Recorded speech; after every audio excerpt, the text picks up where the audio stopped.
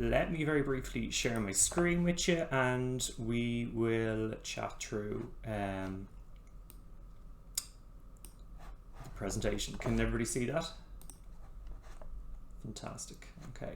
So, very straightforward premise, how young people drove our digital transformation. And again, for anybody who knows spunout.ie, our motto or our slogan is by young people for young people. So again, we are a very youth driven organization. We have a fantastic action panel who, you know, give us a steer on what they want to see for in terms of supports and information for other young people. And we're blessed. There's not many organizations that has like this panel of young people there to, you know, tell them what's going on in their lives and stuff like that. So that's a really, really great advantage for us. In terms of our organization, so for Spun Out, again, we're there to inform young people. We give them factual, non-judgmental information with which they can make more informed decisions in their lives. And we'll also signpost them to relevant supports for whatever is going on in their lives. And we deal with just about everything from how to make a vegan lasagna all the way through to what to do if you're feeling suicidal and you need help right now.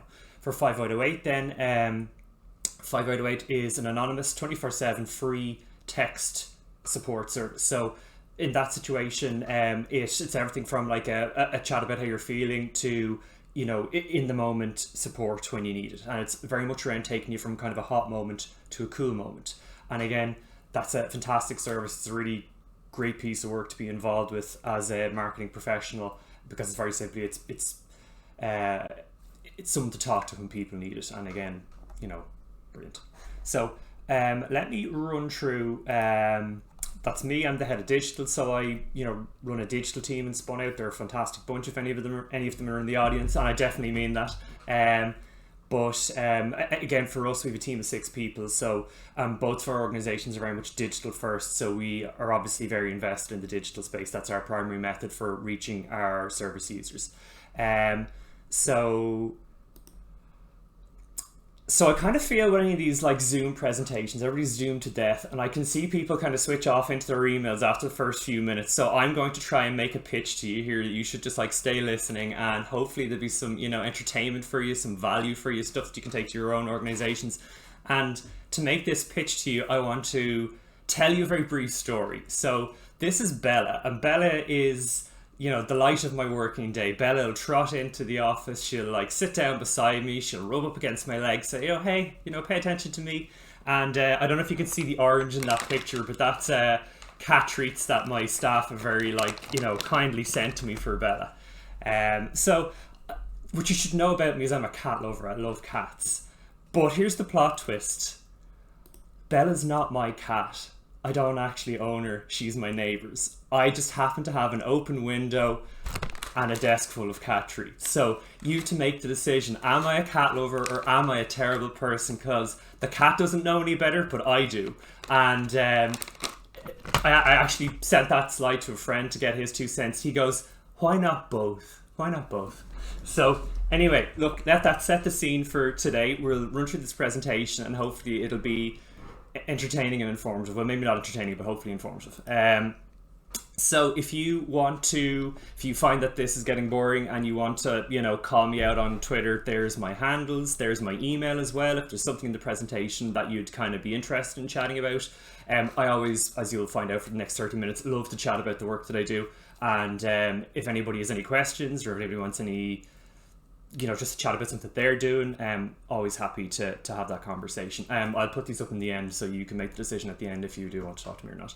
So next up is a bit about me. So I worked in the, you know, private sector for much of my career, and there came a point in my life where obviously repeal was happening, and that was a big thing. I'd been a member of the Abortion Rights Coalition for about 3 years before the referendum, and then when the referendum came up, I said, you know what, I'm just gonna do a couple of hours of canvassing a week. It'll be fine. Do it after work, just at maybe an evening or two or whatever.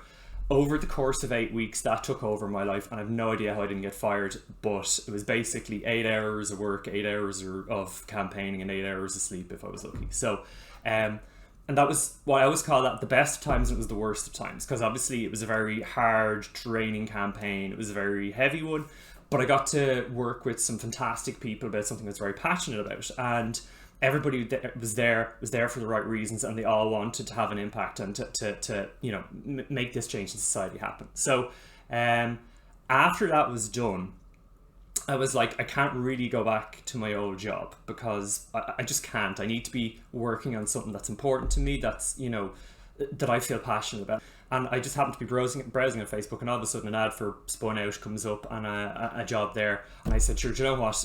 I'll apply for that. And I got the job. It was fantastic. And again, at the time, I was thinking, oh Lord, kind of, how am I going to get into this? It's a very big organization. It's a huge website. It's much bigger than I'm used to. So again, there are all these challenges anyway. This is the part of the presentation where I'm unfortunately going to have to break it to you that title was total clickbait. I'm not actually here to talk to you about engaging with young people or anything like that. I'm actually here to talk to you about the burger dilemma, which is something that has marked my career all the way through 3 years. The burger dilemma. So let me unpack this for you. So very simply, my burger dilemma was at the start of about 6 months before I was hired.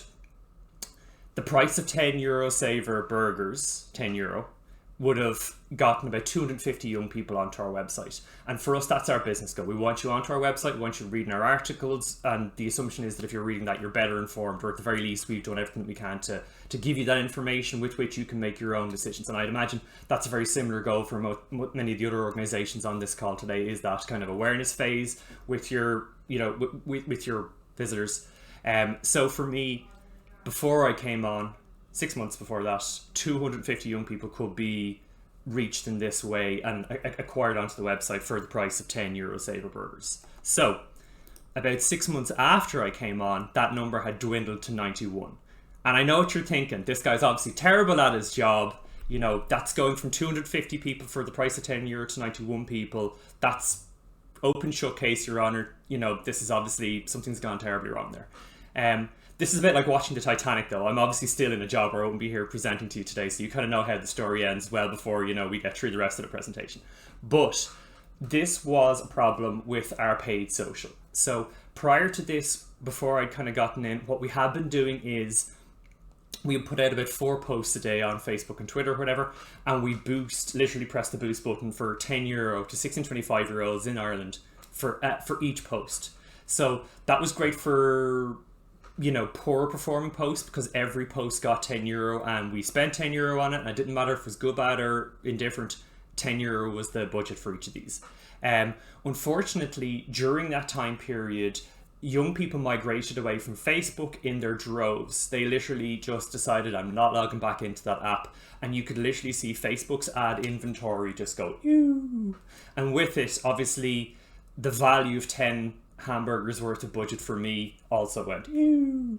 And this is pretty much me, because I'm new in the job, and everything's going terribly wrong. All these young people I'm supposed to be informing, not only have I not improved the situation, but things have actually gotten substantially worse with the budget that we have. So that's me, obviously, in the room, quietly panicking, because obviously you can't show any sign of, of all this turmoil. Do you know what I said? No, Kevin, you got to pick yourself up. You gotta get back out there. You've got you're a professional. You need to get this thing sorted. So what we did was we sat down, we looked at some of the fundamentals of what we were doing. We said, we're just doing this to do it. And I think that's something that a lot of organizations in the nonprofit sector can relate to, particularly communications professions, where you're putting tweets out and you're putting this out and you're putting that out, and it's you're doing it to do it. So for us, we realigned back to the basics. So what are our actual organizational goals here? For us, that's very simple. Are we informing a young person? Are we supporting a young person? So at the time, we didn't have 5808, so things were a little bit more streamlined and simple. But for us, it was a very basic thing. With the money that we were putting into our efforts, were we achieving our business goals? And were we doing so as effectively as we could? So if that became our North Star, that we came into work to make sure young people had access to good quality information, and we wanted to do it as efficiently as we could, that was what was going to drive our decisions on where we'd go, what we'd do, how we do things. So we had a team of 2 digital people, and this is the first time we'd hired digital people in the organization. So myself and my now moved on to a new organization, but I miss him every day, David he was there with us, and the 2 of us sat down and we said, right, well, that's our goal and we're going to achieve it. We're going to do better. We're going to be better and more efficient. So very clearly then after that, the next question is, who is our audience? Part of why we can be inefficient at times when we're putting together paid ads is because we're not actually targeting the right people. And that can be a problem for again, I also do some freelance consulting. So sometimes when you go into a business and you ask them, so who are your customers? And they go, everyone. And you're like, no, that's the wrong answer. You were giving me the wrong answer. So very simply here as well, we were very specific on who we were trying to reach with any given post. So we'd have to kind of like filter down a little bit. And that's something that we're really spending a lot of time and effort in now at the moment, particularly where you've got like, say, young people who are, at various stages of a mental health challenge. For us, there's an awful lot of value in not scattergunning 16 to 25-year-olds across the country. It's being more specific. And we can talk a bit about that and how other organizations can do that a little bit further in the presentation. But that was a really important thing to think about and to start putting the infrastructure in place.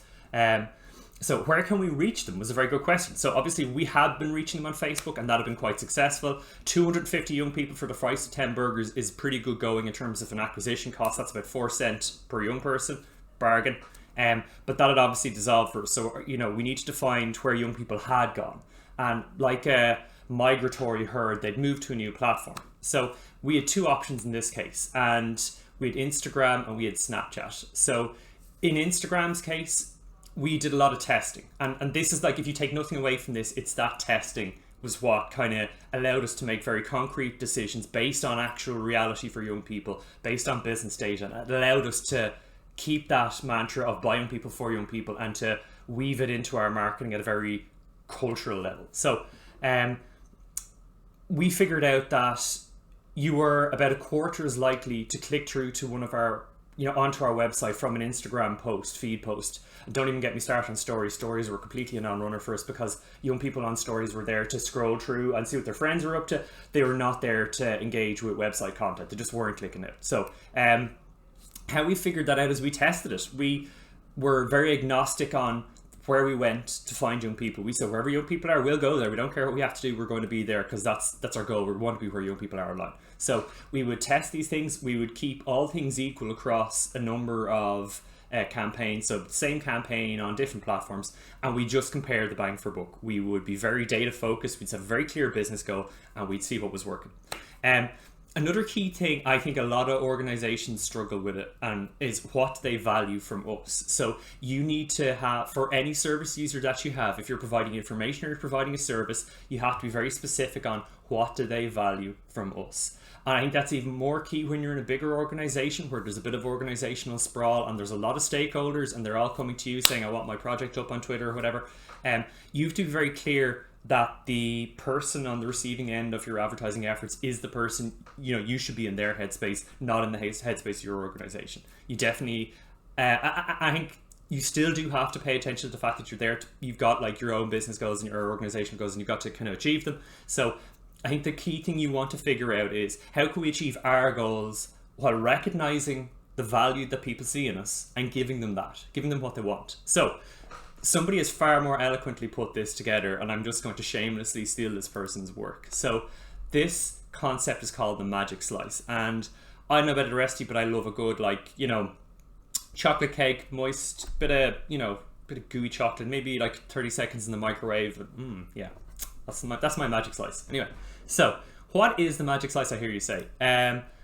So before we get into it, this is from a fellow called Jack Murray, and their website is All Good Tales. I went to a training course with them about 7 years ago, and if I'm still talking to you about it today, obviously it left an impact with me. So if after I'm finished my spiel here and you think this is something you'd like to be interested in, check them out and take a look. So we have a very simple Venn diagram here. This circle is what you want to say. And that's straightforward. Again, we're organizations, we have maybe, different things we want to reach out to our prospective service users. We have different things we want to tell them, and we can be very focused on I need to tell them about my workshop, or I need to tell them about blah blah blah, I need to tell them about blah blah blah. And equally there are people coming to you and they want that same thing. They're too focused in this blue sphere here. But again, for us, I think a key part of our success was sitting down and recognizing what do our audience want to hear. what do they value from us? What is it that, you know, they find is really helpful for them, that they want to hear, and they will actively consume. So there's a whole thing about push and pull stuff, and that's perhaps another day's presentation or a cup of coffee or whatever. But the key thing that you need to figure out for your organization is what that magic slice is in between, where you're getting to say what you want to say, but they're hearing what they want to hear. They're getting the information that they want. They're getting access to the services they want. Maybe they're making a donation and they're being made feel some kind of a way about the action that they're taking. So if you want that success, it's that magic slice in the middle is where you need to be. And I think definitely a success of ours in this space has been to kind of really stop and take a second to think about what that is there. And that was a really like sea change for us, because if you take a look at what we were doing 3 years ago to what we're doing now, we have been able to cut loose a lot of stuff which was just holding us back. And like, there's no sense of frustration, like you've got an already burgeoning calendar full of stuff to do, and now you've got to do what I would term to be busy work, which isn't actually having an impact on your organization's goals. It's not driving the outcomes that you're looking for, and it's not serving the people that you come into work every morning to serve. So, you know, figuring out what that magic slice in the middle is a really liberating experience. It allows you to cast aside a lot of the stuff that's just not going to be effective for you. So anyway, as I said, Jack Murray, take a look. Actually, as an aside, if you go onto their website, they have a great little storytellers manifesto, and if my whole spiel is something that you'd be interested in kind of learning more about storytelling, give them a shout. Anyway, that's enough plugging for Jack. Back to the burger dilemma, which I'm still trying to solve and I'm grappling with here. Anyway, so what we did as our solution was we made all our content compete against itself. So it was like the Eurovision, where all of our content was lined up. They were all like, you know, on stage performing, or in our case, in our ad system performing, and the winner basically got the budget. They won the Eurovision. They got to take all the remaining budget. So again, for us, we'd gone from doing like 4 ads in a day. Now what we started doing is, rather than each ad getting €10, we were optimizing for a campaign level or for an ad group level. And basically we were saying, of these 4 posts, the one that's the most successful, and when I say most successful, that literally means the one that young people wanted to see most because they were clicking on it and they were engaging with it. That's the one that gets the majority of the budget. So we might spend €5 or €10 out of our €40 on a daily basis kind of figuring out what that was. But once our ad system had figured that out, by virtue of optimizing for the most successful content, we were then taking the remaining €30 and spending on what it was that young people actually wanted to see. And that was like, you know, if you think about it, that's literally thousands of young people clicking and voting on what content that they and their peers in the country should see based on this ad optimization. So for us as well, what we started doing is we'd run them in blocks of 48 hours. So 2 pieces of content. At this stage, we'd moved to Snapchat as well. So we were 2 pieces of content for 48 hours. Then another overlapping 2 would fill in. So each of those pieces would have 24 hours overlapping. And then one of them would phase out and the next one would come in at 48 hours. So that meant, you know, over the 48 hours, there would be 6 pieces of content shown to young people.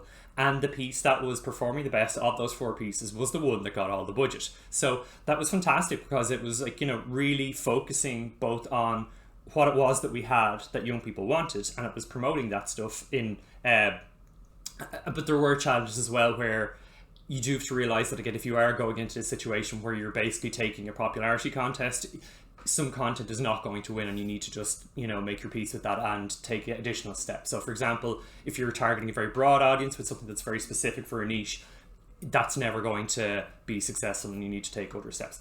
That's my only caveat to it anyway.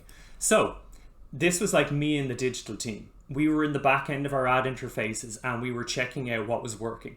But this also meant that we were like the Eurovision panel judges. We were all sitting on the edge of our seats and we were wondering, will the, you know, Garda, your rights in the Gardaí article win out here against our, like, you know, sexual education quiz? It was also giving us a chance to really go through specific topics and to test out more granular things. Because again, when you're sitting there with your ad data, it's literally telling you what people in that demographic want. And even you can go a bit further. Again, if you haven't actually sat down and learned the reporting interface for the likes of Facebook ads or TikTok ads or wherever it is that you are at the moment, it's really worth putting some time into figuring out the data you can pull. So for example, if we were doing a campaign around consent, we were able to go into our ad interface and split out the engagement between two of the genders that we were advertising to, and we were able to see, for example, did women engage with it more, did men engage with it more, or in that particular context, very helpfully, we were able to go through all of the pieces of content that we had, and we suspected that, like, male viewers would not engage with the campaign as much, but we were able to see which pieces of content men were more likely to engage with, and that would inform us in future, because we'd know this particular thing was what they did engage with, and this is what they didn't engage with. And again, if you think about it, when you're in your organization, you get to do the exact same thing. So this is kind of bringing me through to, how do you do this? How do you get this kind of information? How do you test these things, or how do you figure them out, or how do you take this methodology and apply it to the questions that you have in your own organizations? And the start of that is a very clear goal. So you need to be very specific about what it is that you want to have happen with your, your paid ad campaign and your testing. So specifically, I always, if I'm like in a meeting and we're not kind of like figuring what this is, I will always ask this question, and my staff have heard it: what does success look like? What is success for us here? How do we know where we've achieved what we're looking to achieve? And it's really key to have that, because again, if you go into a thing where you're just saying, we're just going to run some ads and people are going to see them, like, you don't really know what success is there, and you've no way, if you don't have like a very clear outcome defined, then you can never really achieve it. So a good start to this is defining what success looks like for you and for your organization, and that should be informed by your organizational goals all the way down to your specific campaign. If you're doing A/B testing, and this is called multivariate testing or A/B testing, you need to have a hypothesis. So if you want to test that, it's very simple. It's, will A work better than B at achieving this goal? It's very straightforward. And that's your hypothesis. That's what you're setting out to test with your advertising. So where I get my hypotheses, as I said, we have a fantastic action panel. So you get it. I always say, when in doubt, listen to young people, or listen to your service users. Ask them what they want.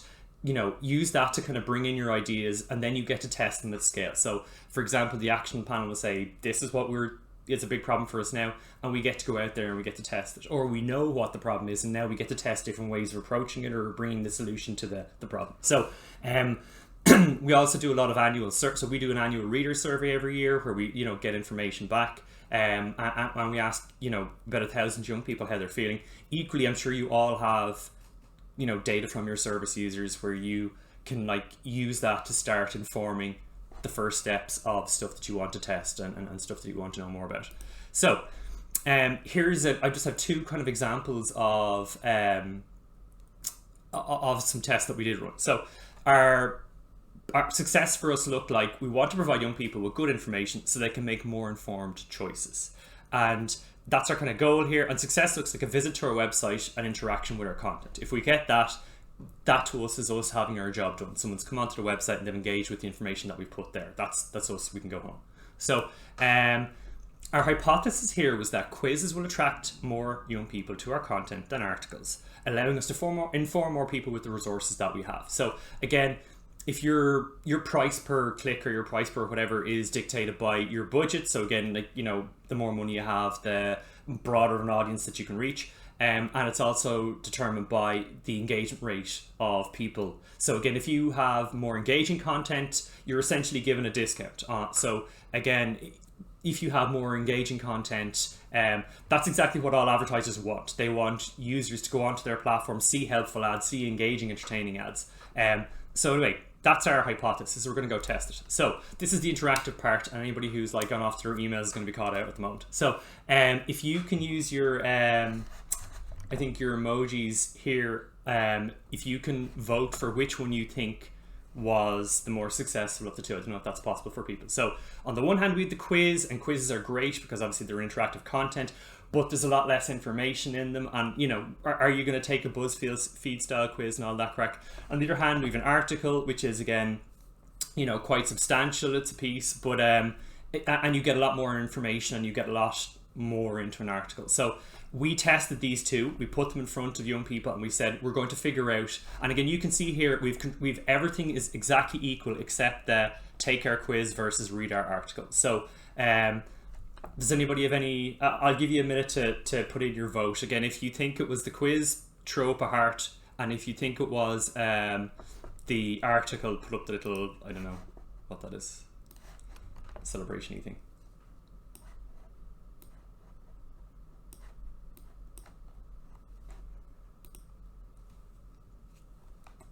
I really missed the trick here by not having the countdown music. Boo. Okay, so I'm seeing a lot of hearts here. People are thinking quizzes, the way to go. So let's see what the answer was. So we specifically broke this down into different age groups. So we did 16 to 18, 19 to 21, but for just the sake of brevity, we're going to go 16 to 18 year olds here. So 40,000 16 to 18 year olds were served this advertisement. And for them, they made a decision when they saw it. Were they going to engage with it or were they not? So Facebook initially, or Instagram I should say, initially showed this to, it was actually Snapchat. Snapchat initially showed this to about 9,500 young people in the first phase.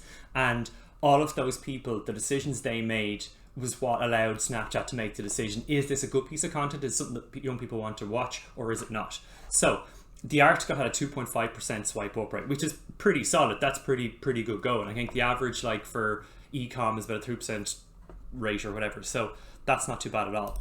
The quiz had a 7.1% swipe up rate. So there was obviously quite a substantial difference. And again, as you can see, there's very little in the creative. There's nothing there except the offer of a quiz or the offer of an article. So that to us, that's one data point, and we've tested it a little bit further. We've done it with a couple of other quizzes, but that to us is a very clear indication that young people would far prefer to see these quizzes or get this information in quiz format.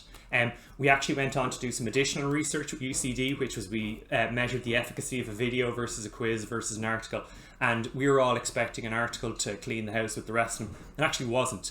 In the short term, young people were far more likely to remember the impact of an engaging, interactive piece of content, and that also was slightly more effective at like changing behaviors and stuff like that. That's a piece of research we've done. We haven't published it yet, but there you go, we got the cost here today. So that actually changed our policy. If you look at our like service level agreements now with our funders, we actually include quizzes in the SLA because we know we've tested it and young people prefer them, and we can say that definitively because we've literally shown it to tens of thousands of young people. So what did that cost me? That cost me the price of about €35 Saver burgers. That's all it cost me, €35. And that's the whole test done for that age demographic for €35. So it's not like you're talking about a substantial investment, like a really complex or complicated thing. It's actually quite straightforward and it's very cost effective. And like that's information that shaped how we do business at a very fundamental level. And in that particular Garda quiz, that was working out at 794 young people we could bring on our site for the price of 10 of those Euro Saver burgers, which is fantastic, and it's a huge amount of people. So our next one up then was we want to provide people with a safe space where they'll be listened to by a trained volunteer. This is for our 508 service. And success for us looks like a text for a number initiating a conversation. And again, with social media, we're much further up the funnel, so it's a lot more kind of needle in a haystack stuff, and a big piece of work for us is around refining that. But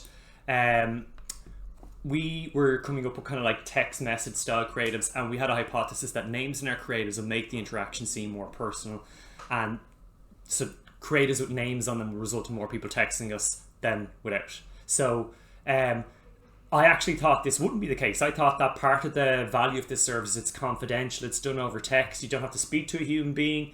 So my 2 cents on this interaction was that wouldn't be the case, that we'd actually find personalizing it was a disincentive. So here are two, sorry, obviously talking too much. Here's our two creatives. So Hi, I'm Joe is the only difference between the two of them. So if you want to put in your votes there, do you think Joe was the winner with a more personalized message, or do you think that safety of anonymity was the one that was more encouraging to get people to start a conversation with us? So if you want to fire your vote into the chat there.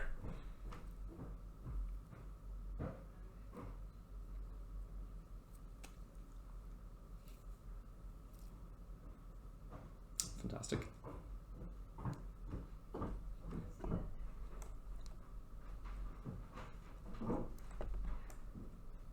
So this is a much bigger sample group. We did it with 100,000 16 to 35-year-olds. Equally think about that. Like again, where else would you get 100,000 people to participate in figuring out what your message is, or you know how things should be for your organization, and getting real data from people who are potential service users. Like it's we're living in the future. Anyway, so about 11,000 people took part in the first phase of that, and so the no name one just didn't really get much of a click-through rate at all, and that's not hugely surprising because it's a very broad audience and it's a very specific creative. So, however, the named version had a 1% click-through, which is about 1,000 and something people, and of those 1,000 and something people who went through to the service page, the landing page, it had 33% conversion rate, which was actually up on our standard conversion rate, which is about 25% thereabouts. So personalizing that did actually have an impact, and it was very successful. So equally, that's something that we now know, is that,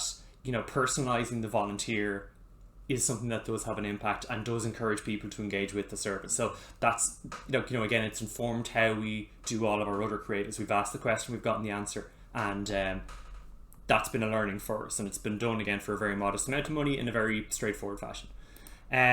So I'm conscious of time. A/B testing stands for always be testing, and we are always testing in Spun Out in 5028. We're always trying to figure things out. We're trying to get ourselves in the heads of our service users, and fundamentally we just want to help more people with the money that we have, and we want to be more efficient at helping people. So that's exactly what we do when we come into work.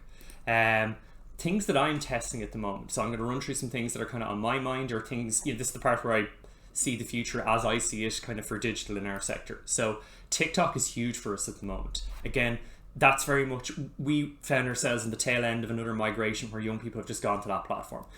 We asked 1,000 young people back in December last year, you know, how often they were on TikTok and stuff like that. 40% said they were on it daily. I would imagine that's gone up to at least 60, if not 70 or 80% at this stage. Equally for us, we had a piece out there about COVID, and, you know, we had a young person going and getting their vaccination, and those kind of like lived voices pieces are really important to us, and they're really important to young people as well. Again, if you see somebody else in that situation, it's a very powerful message to you as well. We reached about 220,000 young people just off for about €400, which was again hugely, and the impact of it was fantastic.